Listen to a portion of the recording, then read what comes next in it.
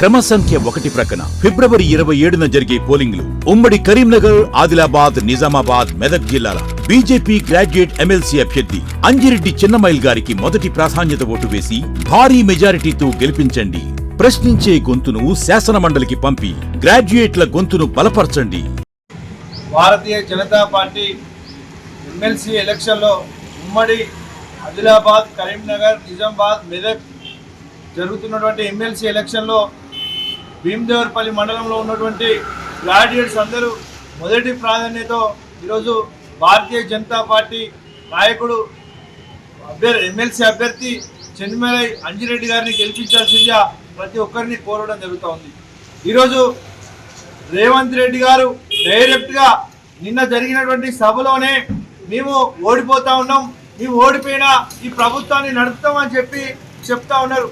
అంటే ఈరోజు కాంగ్రెస్ పార్టీ మేము ఓడిపోతా ఉన్నామని చెప్పడం జరుగుతూ ఉంది.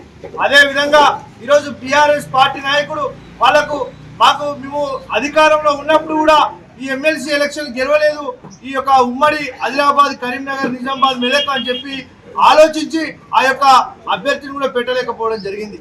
అంటే ఈరోజు కాంగ్రెస్ బీఆర్ఎస్ చేతులు ఎత్తినటువంటి మనం ఈరోజు మన కళ్ళ ముందు కనబడతా ఉంది. ఇక ఉట్కూరు నరేందర్ గురించి భారతీయ జనతా పార్టీ పేరు చెప్తేనే ఆయనకు ఉచ్చబడతా ఉందని చెప్పి కూడా ఈరోజు మేము తెలియజేస్తా ఉన్నాం.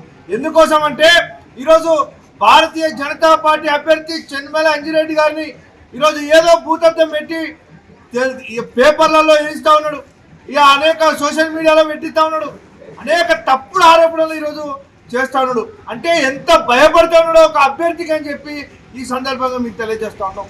ఈరోజు ఉపాధ్యాయుల గురించి, నిరుద్యోగుల గురించి అనేక మంది ఈరోజు భారతీయ జనతా పార్టీ గ్రామ స్థాయిలో ఉన్నటువంటి కార్యకర్తలు కూడా మీకోసం కొట్టాడినటువంటి చరిత్ర భారతీయ జనతా పార్టీకి ఉన్నది.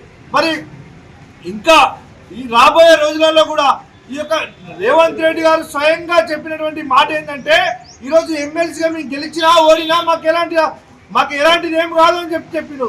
అంటే ఈరోజు భారతీయ జనతా పార్టీ కనుక గెలిస్తే శాసన మండలిలో ఉపాధ్యాయులు, నిరుద్యోగులు మరి అనేకమైనటువంటి సమస్యల గురించి ఈరోజు వెలికి తీసేటువంటి రోజు ఈరోజు మీ చేతిలో ఉంది.